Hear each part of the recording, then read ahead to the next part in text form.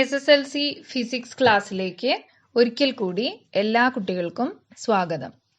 ഇന്ന് നമ്മൾ ഡിസ്കസ് ചെയ്യുന്നത് ഇലക്ട്രിക് പവർ മുതലുള്ള ഭാഗമാണ് ഇന്ന് നമ്മൾ ഡിസ്കസ് ചെയ്യുന്നത്. ഇലക്ട്രിക് പവറിന്റെ പ്രോബ്ലംസും അതുപോലെ പവർ കാണാനുള്ള ഇക്വേഷൻസും കൂടാതെ lighting effect of electric current, ഇത്രയുമാണ് ഇന്ന് നമ്മൾ ചർച്ച ചെയ്യുന്ന ഭാഗങ്ങൾ. Electric power. Power means the amount of energy consumed by an electrical appliance in unit time. The amount of energy consumed by an electrical appliance in unit time is its power. And the power can be calculated using P is equal to W by T, where W is the work done and T is the time. That is, the work done in unit time is power. So, the electrical work done per unit time is the power of an electrical appliance. സെക്കൻഡിൽ ഒരു ഉപകരണം ചെയ്യുന്ന വർക്കിനെയാണ് നമ്മൾ power എന്ന് പറയുന്നത്. Work here means the heat energy produced by the appliance. So, we can write P is equal to W by T as P is equal to H by T, since W is equal to H. Work എന്ന് പറയുന്നത് ഹീറ്റിന് equal ആയതുകൊണ്ട് W is equal to H ആണ്.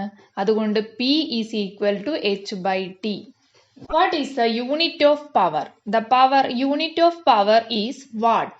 According to Joule's law, the heat generated in an electrical circuit in an interval of time t second, or the work done H is equal to I square RT. P is equal to I square RT by T.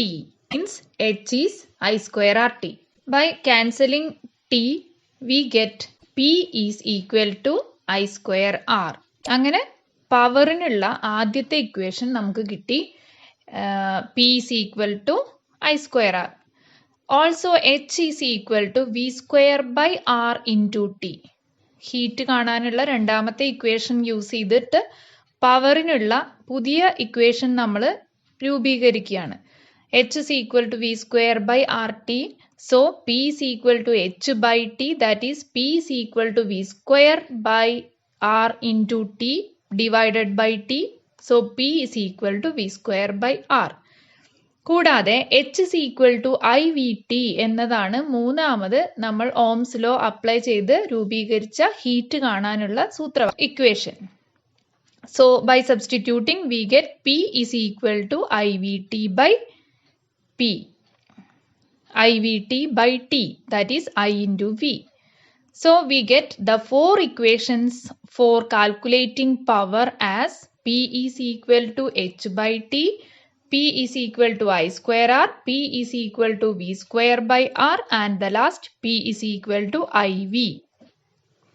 Thus, we have power P is equal to H by T, P is equal to I square by R, P is equal to V square by R, and P is equal to IV. ഈ 4 equations ഉപയോഗിച്ച് നമുക്ക് ഒരു electrical അപ്ലയൻസിന്റെ power കണ്ടുപിടിക്കാം. ഇതിൽ ഏത് equation use ചെയ്യണം എന്നുള്ളത് നമുക്ക് തന്നിരിക്കുന്ന ഡാറ്റയെ ആശ്രയിച്ചിരിക്കും. ഐയും ആറുമാണ് തന്നിട്ടുള്ളതെങ്കിൽ ആ ഉപകരണത്തിന്റെ പവർ കാണാൻ P is equal to I square R ഉപയോഗിക്കാം. ഇനി വോൾട്ടേജും റെസിസ്റ്റൻസുമാണ് തന്നതെങ്കിൽ പവർ കാണാൻ V square by R എന്ന ഇക്വേഷൻ യൂസ് ചെയ്യാം.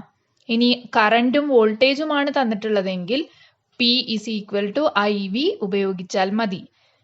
Next, we are going to do some problems. An appliance of power 540 watt is used in a branch circuit. If the voltage is 230 volt, what is its amperage? First problem is to calculate amperage. Amperage കണക്കാക്കാനുള്ള equation നമ്മൾ മുന്നേ പഠിച്ചിട്ടുണ്ട്. Amperage I is equal to wattage by voltage. That is, power by voltage. പവറും വോൾട്ടേജും തമ്മിലുള്ള റേഷ്യോയെയാണ് amperage എന്ന് വിളിക്കുന്നത്. W by V. that is equal to wattage is given here as 540 watt and voltage is given here as 230 volt. By substituting we get 540 divided by 230, that is 2.34 amperes. ഇവിടെ കിട്ടിയിട്ടുള്ള 2.34 ആംപിയറിനെ നമ്മൾ round ചെയ്ത് 2.4 ആയിട്ടാണ് എടുക്കുന്നത്. Amperage 2.4 ampere ആണ് എന്ന് പറഞ്ഞാൽ ആ സർക്യൂട്ടിലൂടെ 2.4 ആംപിയർ വരെയുള്ള കറണ്ട് പ്രശ്നമൊന്നുമില്ലാതെ ഫ്യൂസ് ഉരുകാതെ ഫ്ലോ ചെയ്യാൻ വേണ്ടി കഴിയും.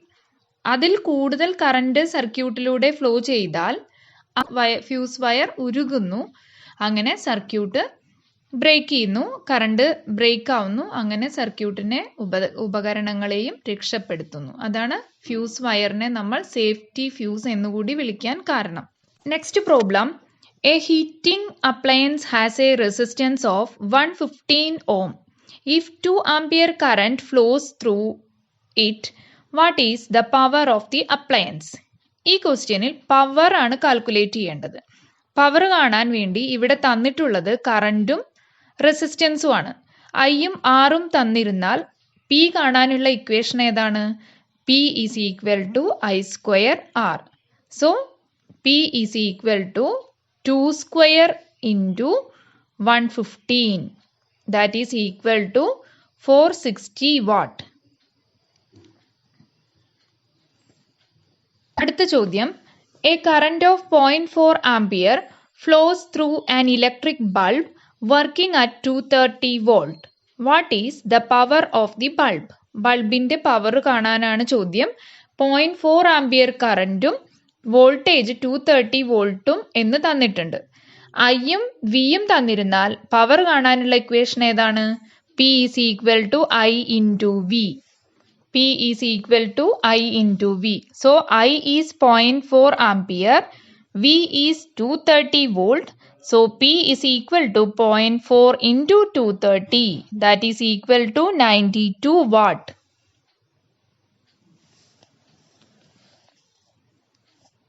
ജൂൾസ് ലോ എന്താണെന്ന് നമ്മൾ പഠിച്ചതാണ്. ജൂൾസ് ലോ നമുക്ക് തരുന്നത് ഹീറ്റ് കാൽക്കുലേറ്റ് ചെയ്യാനുള്ള ഇക്വേഷൻസ് ആണ്. അപ്പോൾ ജൂൾസ് ലോയുടെ ഡെഫിനീഷനിൽ നിന്ന് നമ്മൾ ഡിറൈവ് ചെയ്ത അല്ലെങ്കിൽ നമ്മൾ എത്തിച്ചേർന്ന ഇക്വേഷനാണ് H is equal to I square R T. ഇനി കറന്റിനും റെസിസ്റ്റൻസിനും ഓംസ് ലോയിൽ നിന്ന് സബ്സ്റ്റിറ്റ്യൂഷൻ നടത്തി ഇത് കൂടാതെ ഐ സ്ക്വയർ ആർ ടിക്ക് പുറമെ വേറെ 2 ഇക്വേഷൻ കൂടി നമ്മൾ രൂപീകരിച്ചിട്ടുണ്ട്. അപ്പോൾ V is equal to I R. ഇതാണ് ഓംസ് ലോയുടെ മാത്തമെറ്റിക്കൽ ഫോം. അപ്പോൾ V is equal to I into R ആണ്. അപ്പോൾ I is equal to I square R ടിയിൽ ഐക്ക് പകരം വി ബൈ ആർ എന്ന് കൊടുത്തു കഴിയുമ്പോൾ നമുക്ക് കിട്ടുന്ന equation H is equal to V square by R into T ആയിരുന്നു. അതുപോലെ ആറിന് പകരം വി ബൈ ഐ എന്ന് കൊടുത്തു കഴിഞ്ഞപ്പോൾ നമുക്ക് കിട്ടിയ equation H is equal to I V T ആയിരുന്നു. ഇങ്ങനെ ഇത് കൂടാതെ H is equal to P into T എന്ന ഒരു ഇക്വേഷൻ കൂടി നമുക്ക് ഹീറ്റ് കാണാൻ വേണ്ടി ഉപയോഗിക്കാം. ഈ ഇക്വേഷനും പവറിന്റെ ഇക്വേഷനും തരത്തിലുള്ള സാമ്യതകളുണ്ടോ? ഹീറ്റ് കാൽക്കുലേറ്റ് ചെയ്യാനുള്ള ഇക്വേഷനുകളിൽ എല്ലാം ടി എന്ന് പറഞ്ഞ ഒരു ടൈമിന്റെ ടേം കൂടി ഉണ്ട്. ആ ടൈമിന്റെ ടേം ഒഴിവാക്കി കഴിഞ്ഞാൽ, അതായത് H is equal to I square R T ആണ് ഹീറ്റ് കാണാനുള്ള ഇക്വേഷൻ. അവിടെ നിന്ന് ടി എന്ന് പറയുന്ന ടേമിനെ നമ്മൾ കളഞ്ഞു കഴിഞ്ഞാൽ, ഒഴിവാക്കിയാൽ ബാക്കി എന്താ ഉണ്ടാവുക? ടി ഒഴിവാക്കി കഴിയുമ്പോൾ H by T is equal to I square R എന്ന് കിട്ടും. അതായത് എച്ച് ബൈ ടി എന്ന് പറഞ്ഞാൽ എന്താണ്? അത് പവർ ആണ്.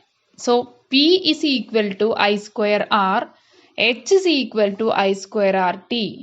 രണ്ടും തമ്മിൽ എന്തിന്റെ വ്യത്യാസമേ ഉള്ളൂ?